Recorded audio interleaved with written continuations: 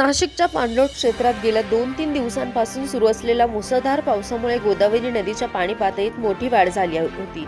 याच पार्श्वभूमीवर नांदूर-मधमेश्वर धरणातून मोठ्या प्रमाणात पाण्याचा विसर्ग करण्यात आल्याने गोदावरी नदीला पूरस्थिती निर्माण झाली आहे। सुरक्षिततेच्या दृष्टीने कोपरगाव शहरातील गोदावरी नदीवरील लहान पूल 24 जुलै 2026 पासून वाहतुकीसाठी बंद करण्यात आला आहे।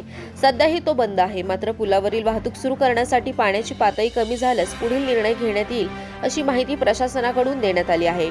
पुराच्या पाण्यासोबतच वाहून आलेले पानवेली, गवत तसेच इतर कचरा मोठ्या प्रमाणात लहान पुलावर अडकून राहिला आहे। शनिवार दिनांक 25 जुलै सकाळी पुलावर या कचऱ्याचा मोठा साठा झाल्याचे दिसून आले। त्यानंतर कोपरगाव नगरपालिकेच्या आरोग्य विभागातील कर्मचाऱ्यांनी तात्काळ स्वच्छता मोहीम हाती घेत पुलावरील कचरा हटवण्याचे काम सुरू केले।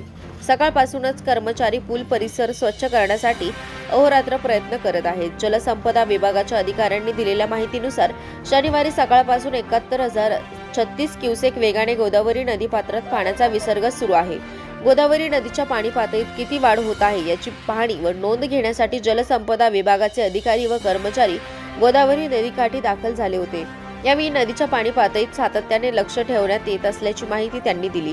सध्या धरणाच्या पाणलोट क्षेत्रातील पावसाचा जोर काहीसा कमी झाल्याचे चित्र असले तरी प्रशासनाने सतर्कतेचा इशारा कायम ठेवला आहे।